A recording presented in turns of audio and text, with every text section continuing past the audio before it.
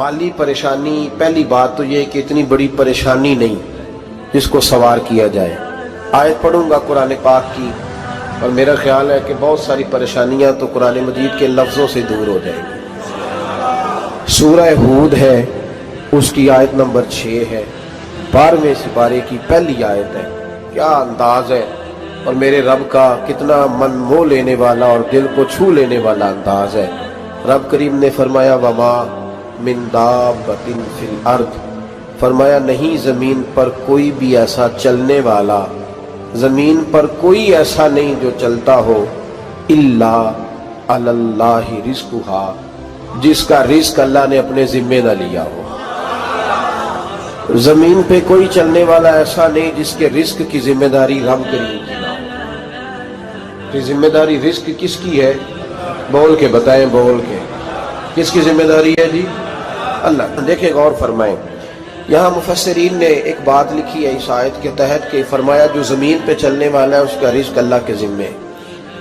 फरमाते हैं कि ये अल्लाह ने हमारी अकल के मुताबिक हमसे बात की है, वरना आसमानों में जितनी मखलूक है रिज़्क उसका भी अल्लाह के ज़िम्मे ही है। यहाँ जो फिल अर्द के लफ्ज़ है ज़मीन पे, वो हमें समझाने के लिए कि तुमने तो सिर्फ ये दुनिया देखी है ना, तो जिसको तुमने देखा है वो सब खाते अल्लाह का दिया हुआ ही है। तो जो हमने देखा था रब करीम ने उसके मुताबिक हमें समझा दिया। फरमाया कुछ तो तुमने देखे ही नहीं, चलो उनकी तुमसे बात नहीं करते, पर जो तुमने देखे हैं उन सब का रिज़्क किसके जिम्मे है? अल्लाह के। मेरे रसूल करीम सैयद आलम सल्लल्लाहु ताला अलैहि वसल्लम कुरान मजीद की जब तर्जुमानी करते, वजाहत करते, तो महबूब पाक सल्लल्लाहु अलैहि वसल्लम भी कोई इश्काल रहने नहीं देते थे, कोई इश्काल नहीं रहने देते थे। मेरे महबूब करीम अलैहिस्सलातु सलाम ने फरमाया अल्लाह पे भरोसा रख के सवेरे निकल जाना रिज़्क की तलाश में। किस पे भरोसा रखना है? निकलना तुम्हारे जिम्मे है। ये ना कहना कि घर बैठूंगा तो यही आएगा, निकलना तुम्हारी जिम्मेदारी है। जितनी जिम्मेदारी है वो पूरी करना। अल्लाह पे भरोसा करके निकल जाना तुम्हारी जिम्मेदारी है। रब का जिम्मा है तुम्हें रिज़्क देना, वो जरूर तुम्हें रिज़्क पहुंचाएगा। या रसूल अल्लाह सल्लल्लाहु अलैहि वसल्लम किस तरह पहुंचेगा? तो जरा हुजूर के लफ्जों का हुस्न भी देखिए। नबी पाक सल्लल्लाहु अलैहि वसल्लम ने फरमाया जिस तरह मौत तुम्हें ढूंढ लेती है ना कि तुम कहां मौजूद हो, जब वक्त आता है तो इंसान पाकिस्तान में हो तब भी आ जाता है, जद्दा में हो तब भी आ जाता है, मक्का में हो या मदीना तैयबा में, वक्त फिर भी आ जाता है। फरमाया जिस तरह मौत तुम जहां भी हो तुम तक पहुंच जाती है ना, इस तरह तुम्हारा रिज़्क भी तुम जहां मौजूद होते हो अल्लाह वहां पहुंचा देता है, पहुंचा देता है। तो या रसूल अल्लाह सल्लल्लाहु अलैहि वसल्लम किस अंदाज में? तो फरमाया निकल जाना तुम्हारी जिम्मेदारी है। फरमाया सवेरे परिंदे भी निकल जाते हैं और शाम को जब लौटते हैं तो अल्लाह उन्हें पेट भर के रोजी अता फरमाता है। हालांकि उनको नहीं पता होता हमारा कारखाना कहाँ है, हमने कहाँ जाके मजदूरी करनी है। उनको नहीं पता होता कि हमारा दफ्तर कहाँ है, हमने किस ऑफिस में बैठना है। उनको नहीं पता होता कि हमने कहाँ जाके माल खरीदना है और कहाँ से हमने फिर उसको दोबारा बेचना है। उन्हें खबर नहीं होती, अल्लाह पे भरोसा करके निकल जाते हैं। निकलना तो तेरे जिम्मे है कि नहीं? फरमाया वो तू ड्यूटी कर, शाम को अल्लाह जो रब परिंदों को रोजी देता है वो तुझे भी अता फरमाएगा। मैं कहता हूँ सोच कितनी कमजोर है उस आदमी की जो कहता है कैसे मिलेगा। कितनी कमजोर सोच है। जो रब बैल को रोजी देता है, बकरी को रोजी देता है, इस जमीन इस धरती पे अगर बसने वाला ऊंट भूखा नहीं सोता, चले ये तो पालतू जानवर होते हैं, इस धरती पर बसने वाली अगर बिल्ली और कुत्ता रोटी खा के सोते हैं तो तू तो अशरफुल मखलूकात है। तूने अपने ज़हन में क्या टेंशन पाल लिया है कि नहीं आएगा तो मर जाऊंगा, क्या बनेगा, किस तरह होगा? तू क्यों इतना परेशान हो गया? भाई माली परेशानी सबसे ज्यादा उस बंदे ने ओढ़ ली है जिसकी तवक्कुल की बात कमजोर हो गई है।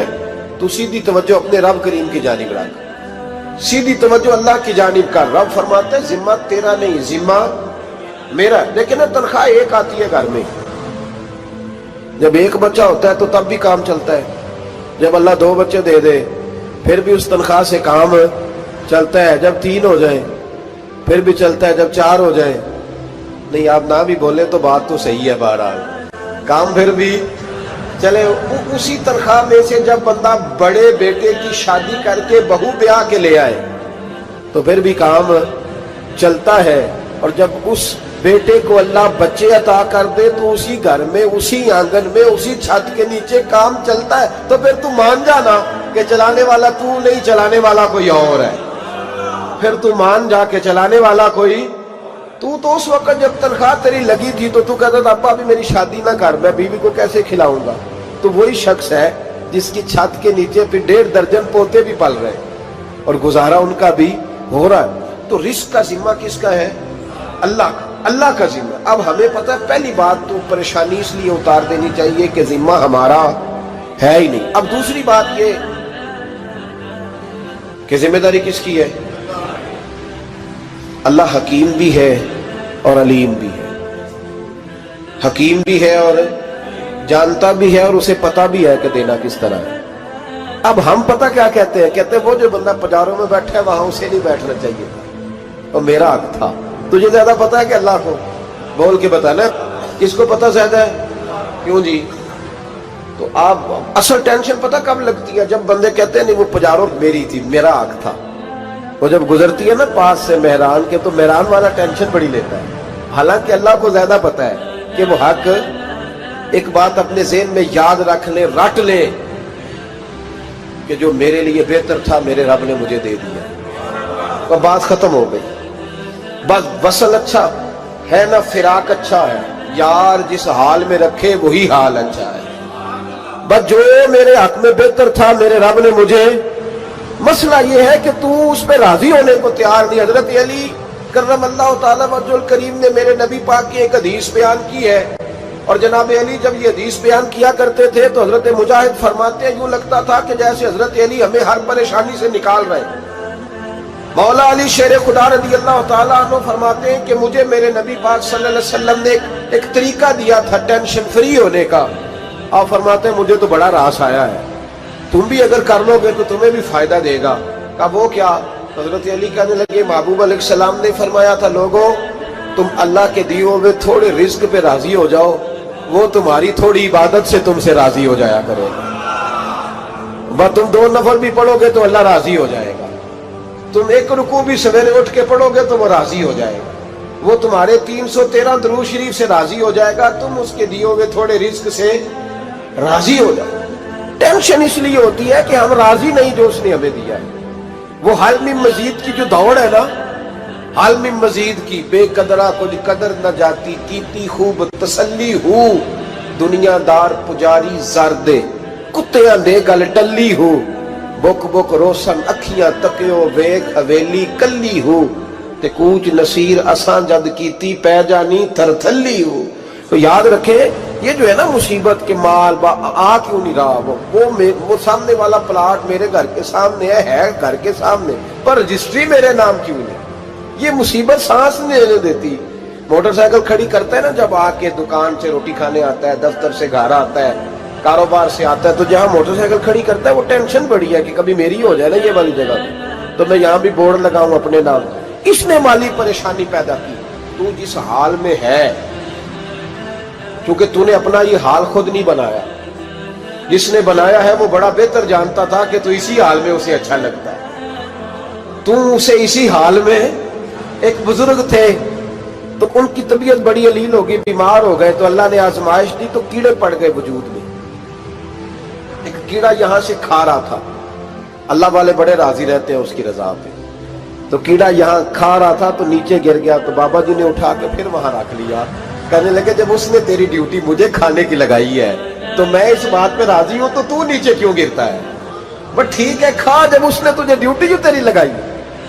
سالبہ بن عبد الرحمن ایک صحابی تھے، سالبہ غالباً نبی پاک صلی اللہ علیہ وسلم کی خدمت میں آئے، کہنے لگے یا رسول اللہ صلی اللہ علیہ وسلم غربت بڑی ہے، میرے لیے دعا کریں اللہ زیادہ مال دے۔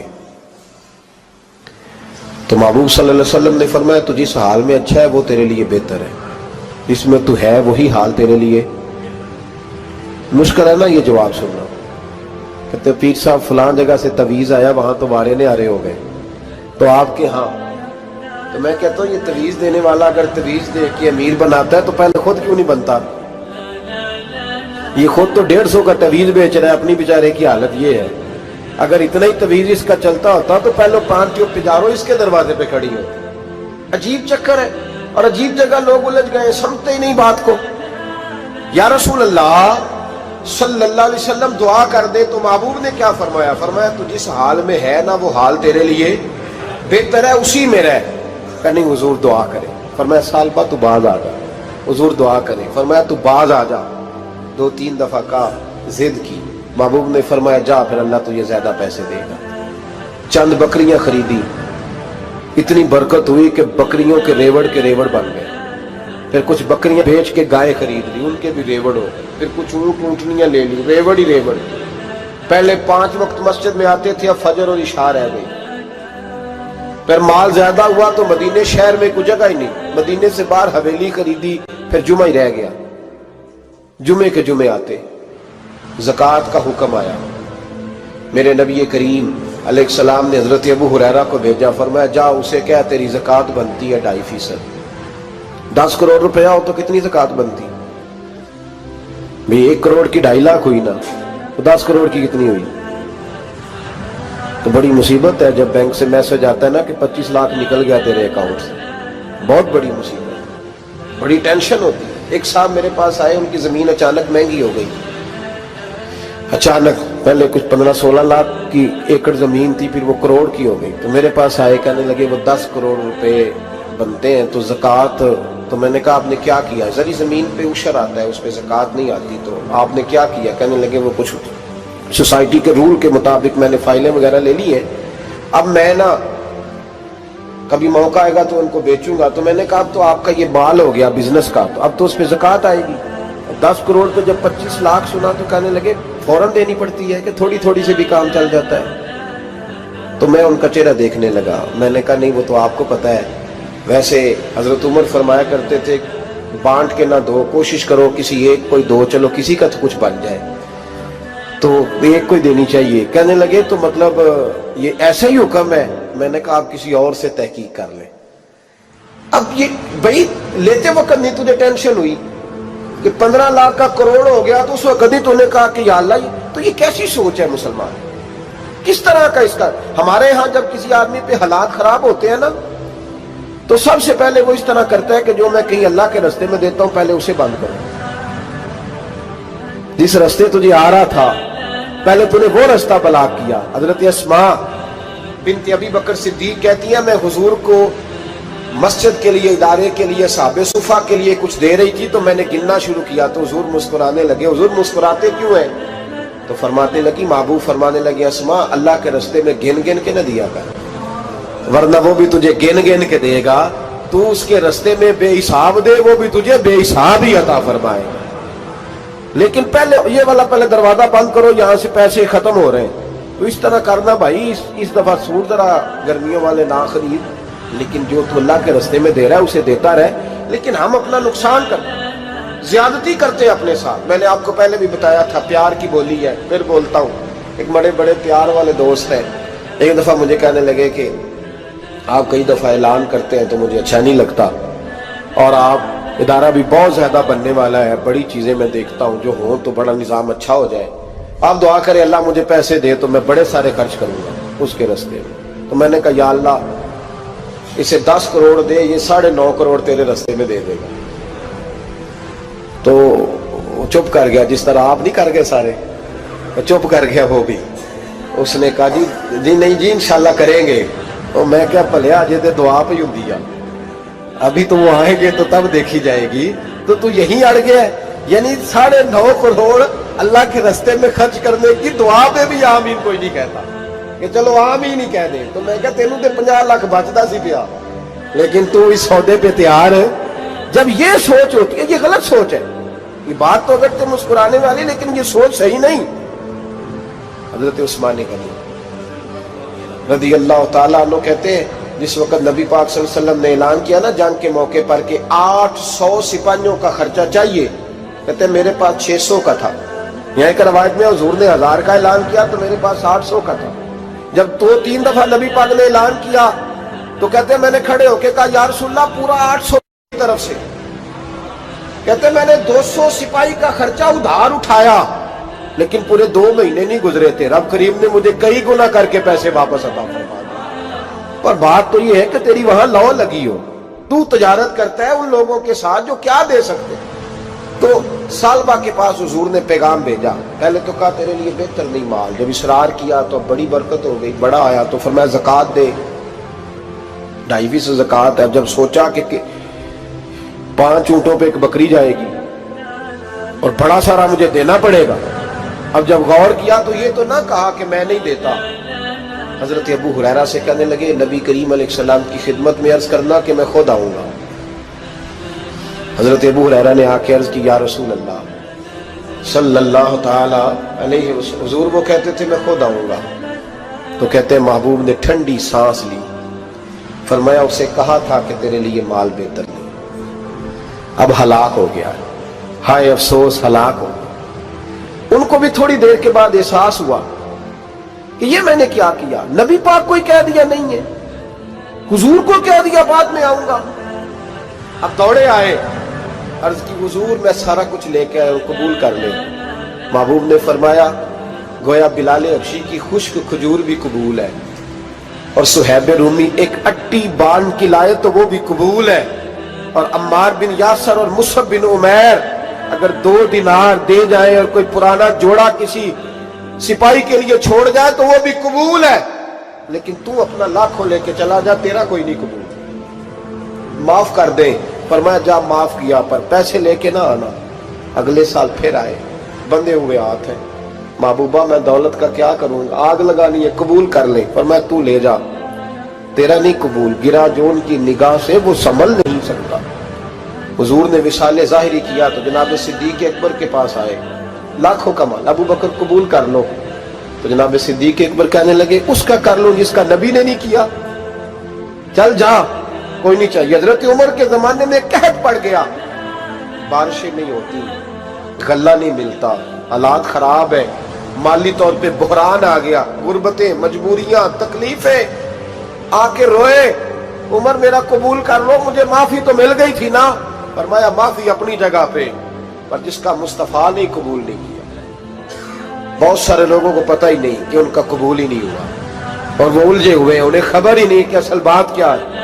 فرمایا جس کا مصطفیٰ کریم نے قبول نہیں کیا، اب ہیرے اور جواہرات بھی لے کے آئے تو بھوکے مریں گے، پر اس کا قبول، اس بات پہ راضی رہو، اس حال میں اللہ نے رکھا ہوا، اس حال میں راضی رہو۔ جو مصیبت ہے نا دیکھنی کہ وہ بھی میرے پاس، تمہیں کیا پتا، کبھی پوچھ تو صحیح اس سے وہ کس مصیبت کا شکار ہے، جو مالی طور پہ بڑا امیر ہے، تو اس کی طرف دیکھ کے اپنا دل برا کرتا ہے۔ بس جس حال میں رب نے رکھا ہے اس حال میں رہ۔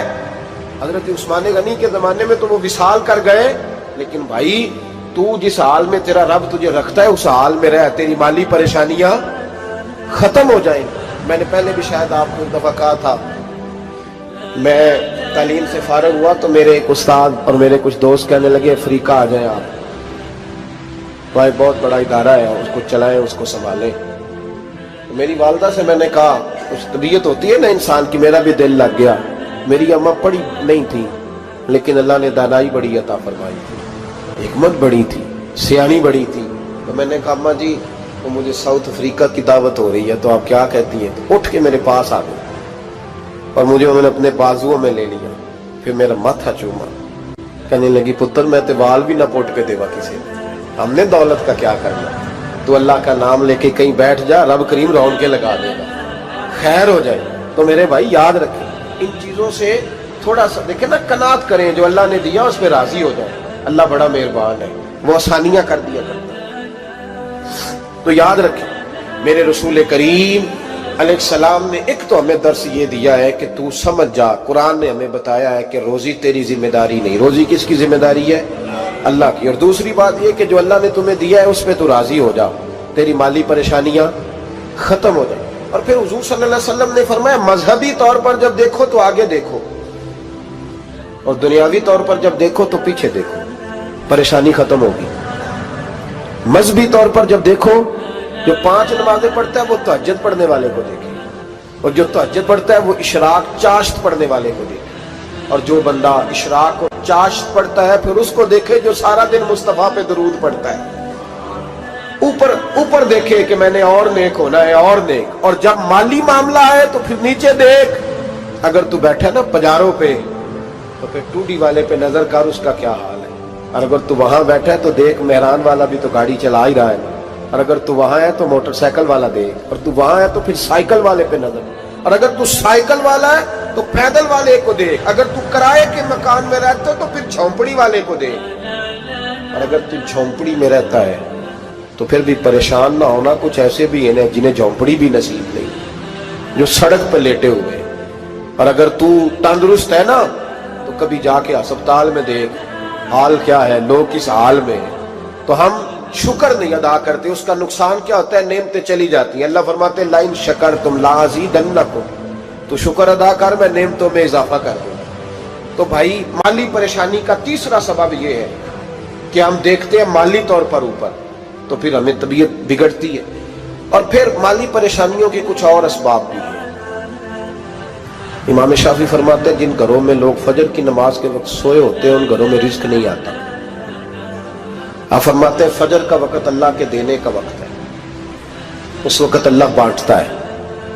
हुजूर सल्लल्लाहु अलैहि वसल्लम का फरमान है ना हदीस में कि तहज्जुद के वक्त अल्लाह पहले आसमान पे नुज़ूल जलाल फरमाता है जो उसकी शान के लायक है तहज्जुद के वक्त, और वो कहता है मांगो मैं तुम्हें अता करूंगा। लेने की बारी आए तो बंदा समेट समाट के अंदर घुस जाए।